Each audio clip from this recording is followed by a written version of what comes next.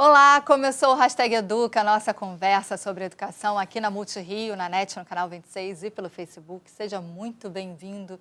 Você que acompanha o Hashtag Educa já sabe, você participa com a gente enviando seus comentários, suas sugestões, tirando as suas dúvidas através das postagens no Facebook. E também encontra nas postagens mais conteúdo sobre o assunto de hoje e também no portal da Multirio. Por isso, passa lá, viu? A sua participação, seu engajamento é super importante. Hoje a gente conversa sobre um assunto que todo mundo deve estar ligado, prestando atenção e participando, colaborando de alguma maneira. A gente vai falar sobre gravidez na adolescência. Isso não é um problema só dos adolescentes e dos familiares, não. Tem uma participação escolar aí, da saúde pública e de toda a sociedade civil. E os números chamam a atenção. Olha só, por ano, no mundo, 2 milhões de adolescentes com menos de 15 anos ficam grávidas. Cerca de 16 milhões engravidam entre os 15 e os 19 anos. Os dados são do último relatório sobre o assunto publicado pelas Nações Unidas. No Brasil, a taxa de gravidez adolescente está acima da média dos países da América Latina e do Caribe. Mas por que tantos casos? Será que falta informação? Como a escola lida com essa realidade? Como enfrentar os desafios e o preconceito? Quem conversa com a gente sobre esse assunto e que é extremamente competente, assim, a pessoa certa, o Hashtag fica feliz de estar com ela aqui hoje para debater, para enriquecer essa discussão, é Viviane Castelo Branco, que é pediatra do Departamento de Adolescência da Sociedade de Pediatria do Estado do Rio de Janeiro. Seja muito bem-vinda ao Hashtag, Viviane. Muito obrigada, né? É um prazer estar com vocês aqui. Obrigada a você. Hoje a conversa, ela tem ali um estofo, entendeu? Ela está robusta. E eu já quero chamar a atenção pelo seguinte: o que leva a índices tão altos, Viviane? Por que ainda a gente tem gravidez na adolescência, mesmo com tanta informação, tanto debate, tanta discussão? Então, Flávia, assim, eu acho importante a gente tomar cuidado quando a gente discute esse tema, porque o que mudou também foi o nosso olhar sobre esse fenômeno, né? Até alguns anos atrás, era esperado que as mulheres engravidassem na própria adolescência, né? Mas na medida em que a gente foi se desenvolvendo, as sociedades foram se tornando cada vez mais urbanas, as mulheres foram se empoderando, né? Tiveram acesso aos métodos anticoncepcionais, começaram a planejar a sua família, né? E também, assim, a gente foi tendo cada vez mais necessidade de nesse período da adolescência, também investir em estudos, na profissionalização, nessa qualificação para o mercado de trabalho. Então, as próprias mulheres foram se programando para deixar um pouco para mais tarde esse momento de ter seus filhos. Então, o que normalmente surpreende é porque você vai tendo uma diminuição da fecundidade, né? E nesse período da adolescência, principalmente nas adolescentes mais jovens, por exemplo, até os 14 anos, essa fecundidade não está diminuindo. Então, na verdade, esse fenômeno faz a gente pensar assim, como você já trouxe, o que está acontecendo, né, que nos países desenvolvidos a maior parte das meninas está postergando essa gravidez, e aqui a gente ainda tem, em algumas circunstâncias, meninas que não só digamos assim, às vezes a gravidez não acontece só por descuido, mas às vezes ela é desejada, ela é às vezes o único projeto de vida de alguns jovens, né? Então eu acho que é essa a reflexão que a gente tem que ter. Isso chama atenção porque dados de uma pesquisa da Fundação Abrinq, que eu nem coloquei aqui no roteiro, mas eu li para fazer o roteiro, coloca como a maior concentração de casos de gravidez na adolescência a região Nordeste. Exatamente. E a região Sudeste. Se a gente parar para prestar atenção, são regiões extremamente populosas, né? A gente tem uma concentração de pessoas muito grande nessas áreas. A gente tem aí São Paulo, que é uma capital, uma cidade de um estado, mas que concentra muita gente. Rio de Janeiro também tem uma população alta, acredito que BH, Minas, enfim. Mas Nordeste, a região como um todo, e a região Sudeste ainda tem um índice alto de gravidez. Tem alguma coisa a ver com cultura do lugar? Com 1000 questões. Por exemplo, aqui no Rio de Janeiro, né, se a gente olhar a cidade, você vai ver que mais ou menos 15% dos bebês que nascem são filhos de adolescentes. Mas quando você vai olhar em regiões específicas, né, de altíssima vulnerabilidade, você já aumenta esse índice para 25%, 26%, às vezes até 27%.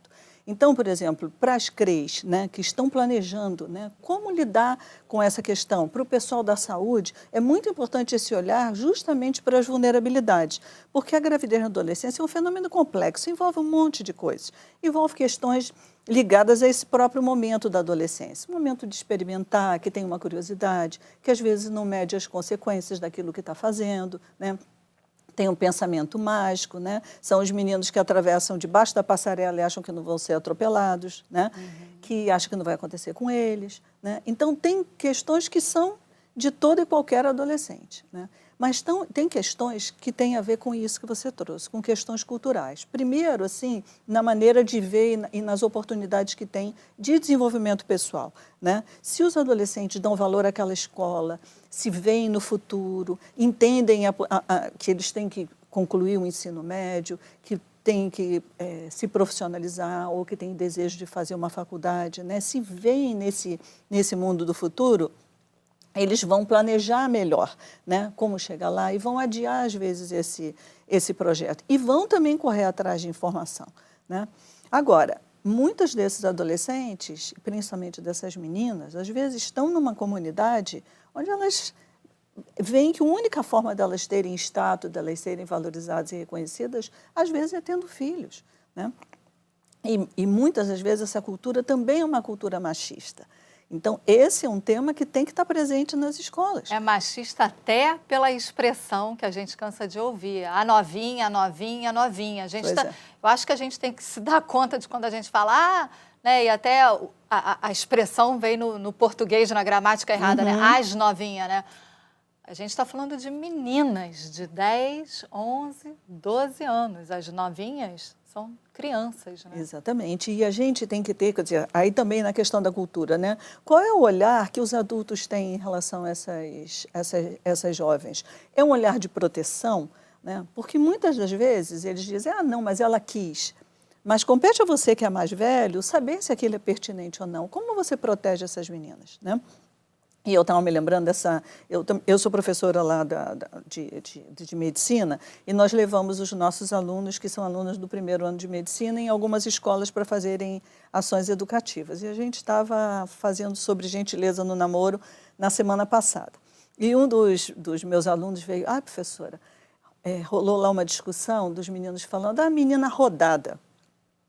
E eu fiquei assim horrorizada, né? Eu falei, gente, que termo horroroso. E aí e foi legal, porque o garoto falou assim, mas então vamos discutir também. E os meninos podem ser rodados? Então a gente precisa discutir mais isso. Qual o papel do homem e da mulher na sociedade? Como esses jovens se relacionam? Essas mulheres se sentem capazes de reivindicar, né, de escolher esse primeiro momento, né, em que momento, por exemplo, que elas vão perder a virgindade?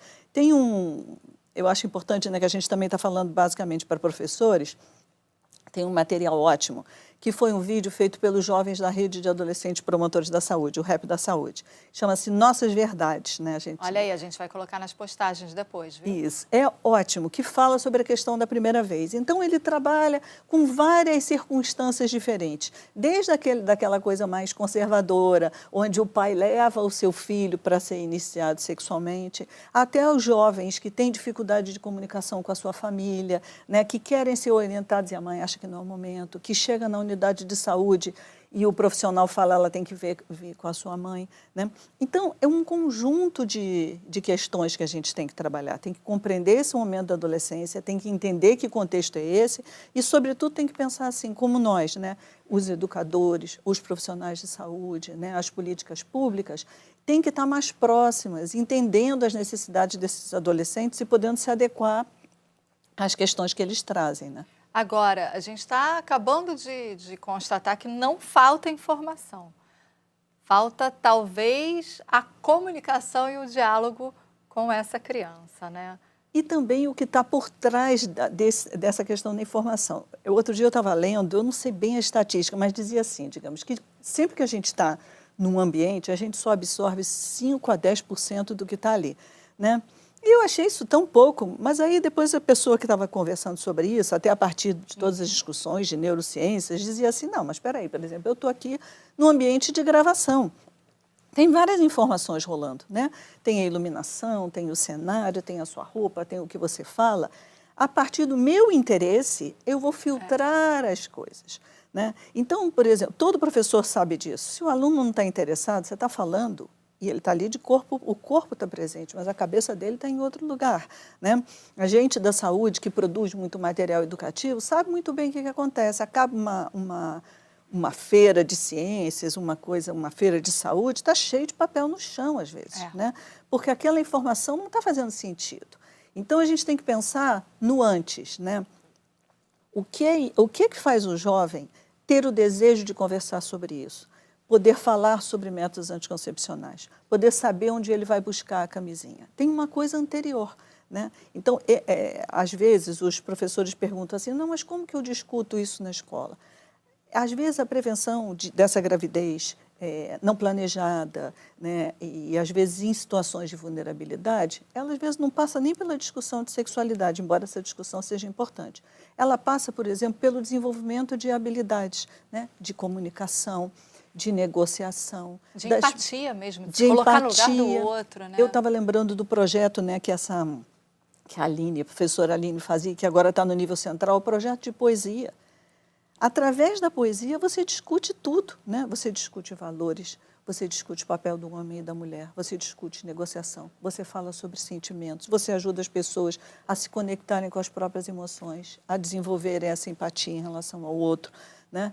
Então, você pode trabalhar isso de diferentes formas, né? E aí, esses jovens, né, tendo um pouco mais de consciência, né, digamos, sobre essa necessidade de que esses relacionamentos sejam um pouco menos impulsivos e um pouco mais pensados, né? Talvez aí ele esteja mais próximo de poder receber essa informação, né?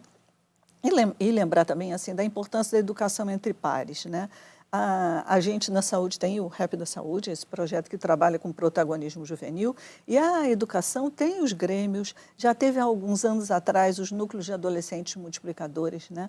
Então, esses jovens falando uns para os outros, né? Entendendo o contexto, entendendo o vocabulário, entendendo os seus desejos, né? Essa troca é preciosa, porque ele entende os valores daquela comunidade, então não fica com aquela cara de sermão encomendado, né? Mas é muito importante a gente lembrar que esse assunto, assim, voltando atrás um pouco, qual é a minha preocupação quando a gente fala dos dados? Os dados, eles têm que chamar atenção, mas a gente não pode se basear só nisso, né? Porque, por exemplo, a maior parte, aí, na verdade, me contradizendo, porque eu vou falar de um dado, né? A maior parte dos jovens inicia sua vida sexual na adolescência, né?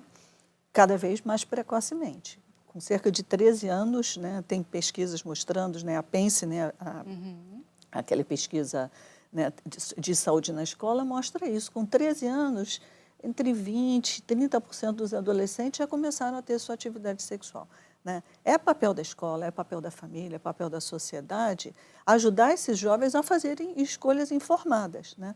Então, esse assunto tem que estar presente sempre, né? Mesmo que os nossos indicadores fossem baixíssimos, esse é um tema que a gente é recorrente. Exatamente. E a escola, ela tem... Você falou uma coisa que é importante, que são os pares. Porque, às vezes, tem coisas que você não quer debater com seus pais. Isso. Né? Essa é a grande verdade. Você não quer debater com um professor ou com seus pais, mas vai buscar essa informação onde? Então, assim, a escola ela tem que pensar essa questão. Inclusive, o governo federal, nesse momento, pensou um censo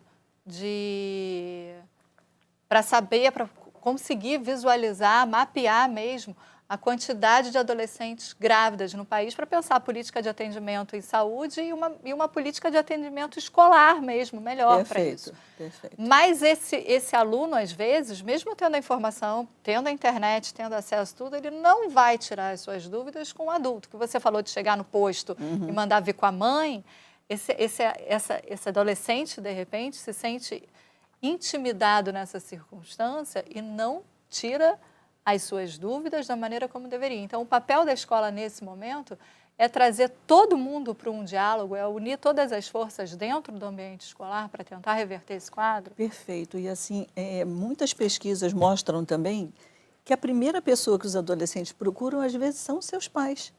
Mas os pais, às vezes, não se sentem preparados, né? Principalmente quando, às vezes, você tem pais de classes populares que se sentem muito desqualificados, que veem os filhos mergulhados no universo, né? Às vezes, da própria internet, conversando coisas que eles não conhecem, né?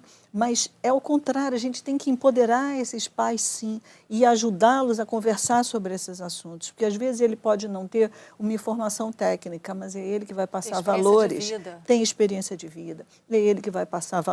Então, por exemplo, tanto a unidade de saúde quanto a escola podem fazer trabalhos com esses pais, né? É muito importante que isso aconteça, que eles tenham esse espaço para conversar. E que também reforcem isso que você falou, que tenham... Porque, assim, cada adolescente vai ter seu jeitinho, né, de procurar responder. Um vai, às vezes, procurar aquele professor que tem maior diálogo, né? Outro vai procurar um colega, outro vai procurar a família, outro vai falar, às vezes, com um inspetor, né? Eu tenho observado lá na faculdade, o papel dos inspetores é importantíssimo, né? O quanto os meninos, às vezes, se sentem acolhidos por aquelas pessoas. Então, na escola é legal que você possa, assim, instrumentalizar a comunidade escolar de maneira geral para poder criar esse diálogo. Só uma coisa que eu ia comentar a partir do que você falou. É lembrar, assim, que uma das coisas mais importantes para a gente falar com os jovens, aliás, tem várias coisas importantes. Uma é não fazer o julgamento. E, às vezes, a gente, como profissional, se assusta, né? E eu me lembro de uma vez, um adolescente falou assim para mim, vocês precisam aprender a engolir o susto. Eu nunca esqueci isso. E toda vez que alguém vinha falar alguma coisa, eu até fisicamente, eu me lembrava dele e dava uma engolida assim para poder fazer cara de paisagem, né? Porque muitas das vezes, esse início de atividade sexual, às vezes, está ligado à violência doméstica, né? E familiar, inclusive, né? Então, e às vezes, se você faz uma cara de susto na hora que aquele adolescente vai te contar, às vezes você corta o canal de comunicação. Então, por exemplo, muitas das vezes os colegas estão mais preparados nesse sentido para ouvir, né, com menos julgamento do que às vezes o próprio profissional, né? Agora, gravidez ainda é uma das principais causas de evasão escolar, dessa criança deixar a escola? Ela é uma das causas. Agora, o que é mais importante é que a maior parte das meninas que engravida, às vezes, já estava fora da escola, né? Aqui no Rio de Janeiro, a gente teve um projeto assim que eu era super fã, ainda está acontecendo, mas de uma forma um pouquinho diferente, com o Comitê Internacional da Cruz Vermelha, né? O que a gente chama de CICV. Então, eles trabalhavam em parceria com a saúde e com as outras secretarias a questão das gestantes adolescentes nos lugares de maior vulnerabilidade da cidade. E eles faziam, assim, não só uma parceria com o serviço de saúde, com a escola, com a assistência social, mas eles faziam também uma visita domiciliar a essas meninas, faziam grupos e fizeram um trabalho estatístico também com essas jovens. E aí, para essas de maior vulnerabilidade, acho que quase que 80% já tinha saído da escola quando engravidou. Muitas tinham relação com atores armados, história de violência. E o que, para mim, assim, também foi muito importante é que assim, a maior parte dizia que não tinha nada de lazer para fazer. Então, tem um outro filme que também é muito importante, o Meninas, da Sandra Werneck. Uhum. Eu era gerente do adolescente na época que eles lançaram o filme. A gente até ajudou um pouco com essas discussões. E no lançamento do filme, eles trouxeram uma coisa super interessante, que eles se assustaram tanto com a vida dessas meninas grávidas, com a monotonia, com a falta do que fazer, que eles transformaram o sofá num protagonista também. Porque eles queriam filmar isso, você sabe, né? O pessoal de televisão quer sempre movimento, né? Que tem que ter alguma coisa acontecendo. E eles não viam movimento na vida daquelas meninas. Quando eles filmavam em casa, era sempre assim, da cozinha para a sala, da sala para a cozinha. Eu acho esse um filme muito interessante para a gente pensar no contexto dessas meninas e poder discutir isso até na formação de professores e de profissionais de saúde também. A gente vai entrar já com a Viviane um pouquinho mais na participação da escola, mas eu queria trazer um vídeo que a gente gravou com a advogada Aline Nayara Ferreira Nunes, que é mestre em Direito pela FGV de São Paulo e especialista em Direito Educacional, que ela traz informações que, por exemplo, eu não tinha ideia disso, né? Tenho como CLT, como alguém que está no mercado de trabalho, mas eu não sabia dos direitos da gestante e estudante. E ela tira as dúvidas para a gente, ela explica um pouquinho para a gente. Vamos dar uma olhada. Quando pensamos no direito à educação, temos que articulá-lo de forma maximizada. Ou seja, o direito à educação, ele tem que atender adequadamente e de forma qualitativa todas as pessoas que estão estudando. Quando a gente trata da gestante e da mãe que teve filho há pouco tempo, nós temos uma situação peculiar. Então, a legislação educacional tem que trazer regras específicas para permitir que essa pessoa continue cursando a escola ou universidade. Porque se não existirem regras específicas, essa pessoa corre o risco de não ter o seu direito à educação atendido. Então, qual que é a legislação que nós temos hoje no nosso ordenamento jurídico e que ainda é válida? Nós temos uma legislação de 1975, da época da ditadura militar, que até hoje vigora, que ela traz o regime de exercícios domiciliares. Ela determina que a gestante, a partir do 8º mês de gestação, pode, por meio de um laudo médico, pedir para que faça os exercícios em casa, os exercícios domiciliares. Os professores vão ter que criar um plano de estudo para que essa pessoa estude em casa. Agora, essa legislação, por si só, ela não é suficiente para dar conta da situação peculiar das grávidas e das mães que acabaram de ter seus filhos. Então, a gente tem que observar também o regimento interno, o regimento escolar das escolas e das instituições de ensino, porque esses documentos, que também têm força normativa, podem trazer regras específicas também a respeito da gestação e também do período pós-gestacional. Isso é muito importante e as situações que elas excedam o período previsto na lei de 75, elas podem ser questionadas no judiciário e mesmo por meio de conversas com a instituição de ensino. A gente tem que sempre ter em mente que o direito à educação, ele deve ser atendido. E o direito da gestante é fundamental. Ela precisa estudar, ela precisa continuar na escola ou terminar o seu curso superior para que, de fato, o direito à educação seja um direito efetivo. Obrigada. Ok, a gente acabou de ver aí a doutora Aline e a Viviane estava concordando com ela, né? Não, com certeza, porque eu acho que ela traz uma questão importantíssima, né? Assim, existe toda uma preocupação justamente nessa diminuição dos riscos psicossociais da gravidez na adolescência. E um dos grandes riscos é o abandono escolar, né? É que ela interrompa muitos dos seus planos para o futuro. Então, eu acho que todos os setores têm que fazer esse esforço, né, para que ela continue estudando. Ela e seu parceiro, né? Porque a gente acaba esquecendo, né? Muitos desses pais são jovens, muitos meninos que às vezes engravidam suas companheiras saem da escola justamente buscando mercado de trabalho para sustentar essas crianças.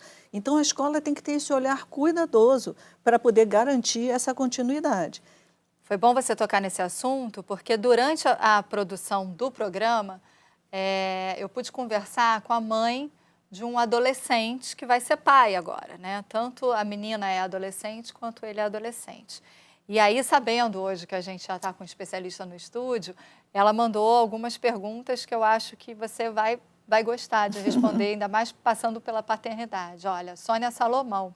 Sou mãe de um menino de 15 anos que está esperando um bebê da namorada de 14. Há uma pressão para que, além da paternidade, ele se case e forme uma família. Como lidar com isso? Ele assumiu integralmente a paternidade, mas o casamento é uma outra questão, não é mesmo? Com certeza. Eu acho que ela já marcou bem. Casamento é uma outra questão, né? A gente tem que tomar cuidado porque o que acontece, né? Nesse momento da gravidez na adolescência, várias, digamos assim, situações que normalmente haveria tempo para você conversar, né? Um relacionamento, será que eu vou morar junto? O que eu vou fazer naquilo no futuro? Ou se você planeja a gravidez, quando é que eu vou engravidar? E aí você fica esperando, aí você faz o TIG, aí você tem 9 meses. Na gravidez, na adolescência, às vezes todo esse processo é atropelado. Primeiro porque essa menina, às vezes, leva, como tem pouca intimidade, às vezes até com o seu próprio corpo, leva um tempo para perceber que essa menstruação está atrasada, tomar as providências para fazer aquele teste. Então, às vezes, ela só vai perceber isso lá pelo 3º, 4º mês. Então, você fica com 6 meses para pensar naquela gravidez, em como conciliar isso com a escola, na questão desse relacionamento com esse parceiro, e você não tem que tomar cuidado para não atropelar as coisas. Então, nesse momento, eu acho que essas famílias têm que se concentrar nessa gravidez para que ela seja bem-sucedida, para que esse casal consiga, não necessariamente nem que bom que os dois estão juntos, mas às vezes não é isso que acontece, às vezes o casal não quer nem mais se relacionar, mas é importante que eles estabeleçam como se fosse uma sociedade, né? Uma parceria no cuidado com essa criança. E deixar isso de forma mais tranquila. Deixa que lá à frente eles vão resolver se eles vão morar junto ou não, mas não pode atropelar esse processo, né? Porque já tem angústia demais, né, nessa situação, né? A gente quer que esse menino continue estudando, que essa menina continue estudando, que essa menina frequente o pré-natal, né? Então, calma, né? Tem que ter tranquilidade. Vou aproveitar que você é médica e vou te fazer umas perguntas clínicas mesmo. Esse corpo está preparado, porque ainda é um corpo de criança, né? Não bastou menstruar, mas esse corpo, em termos de ossatura, ele está preparado para ser mãe? Bom, eu não sou a melhor pessoa para responder isso, mas o que normalmente a gente... em que situações que a gente normalmente se preocupa, né?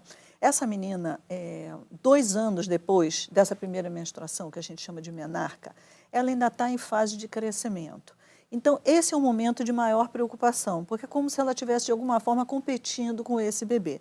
Então, tem que ter um olhar um pouco mais cuidadoso para esse momento.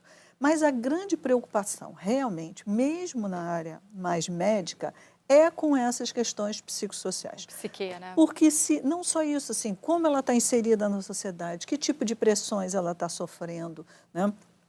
Como ela está lidando, né, com essa gravidez, com essa escola, com essa família, são muitas questões ao mesmo tempo. Então, é por isso que o serviço de saúde também tem que estar sensível a essas singularidades, a essas especificidades, né? Outro dia eu estava conversando com o pessoal do Unicef, eles estão até chamando de pré-natal social, quer dizer, que é justamente essa parceria entre a saúde, a educação e a assistência social para cuidar de uma forma mais integral dessas situações de gravidez. O próprio PSE, o Programa Saúde na Escola, ele trabalha com essas 3 vertentes, né? Então, eu fico pensando que essa pesquisa, né, que você comentou, que eles estão fazendo de identificação de gestantes na escola, ela não serve só para identificar as gestantes, quer dizer, num primeiro momento, ela serve para identificar essas gestantes, né? E talvez esses pais grávidos também, e ajudar a organizar essa linha de cuidado, mas ela também serve para esse planejamento, porque às vezes você precisa de uma barriga para lembrar que os seus alunos fazem sexo, né? Que esse é um tema que precisa ser trabalhado com muito cuidado, né? A gente tem famílias com diferentes valores, a gente tem que trabalhar isso de forma muito cuidadosa, mas a gente não pode negar essa verdade e não pode esquecer que esse é um tema prioritário, né? E que se em qualquer recreio é sobre isso que os adolescentes estão conversando, né? A gente já está indo para os minutos finais, mas isso que a Viviane falou vem corroborar a fala do nosso entrevistado, que era o diretor do Gafreguinle, que é o hospital de referência de AIDS e infecções sexualmente transmissíveis, que ele falou, a gente precisa lembrar que os alunos, mesmo que a gente não esteja falando na escola, que seja um tabu ainda, mas que os alunos estão fazendo sexo. Exatamente. E existe a necessidade de se conversar sobre o tema, para que você não tenha as infecções sexualmente transmissíveis e a gravidez na adolescência. Exatamente. Todo mundo junto numa conversa franca. Isso. E... Mas uma conversa instrumentalizada, né? A gente não pode seguir só o nosso instinto. Por isso até eu queria reforçar, por exemplo, a Multirio tem uma série de materiais, tem a coleção Mega Saudável, o Abrindo o Verbo, alguns dos vídeos que a gente fez pela Aquela Conversa, o Gentileza no Namoro, o Novo Homem, né? São materiais que ajudam esse professor, esse profissional de saúde a se preparar para conversar sobre isso.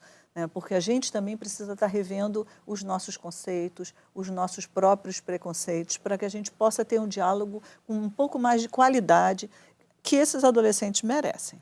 Viviane, muito obrigada, a gente já estourou o tempo. Obrigada Tá pela bom. sua participação. Não falei que a conversa ia ser boa? Você que acompanhou a gente já sabe, tem mais conteúdo sobre esse assunto no nosso Facebook. E eu aguardo você no próximo Hashtag Educa. Até lá!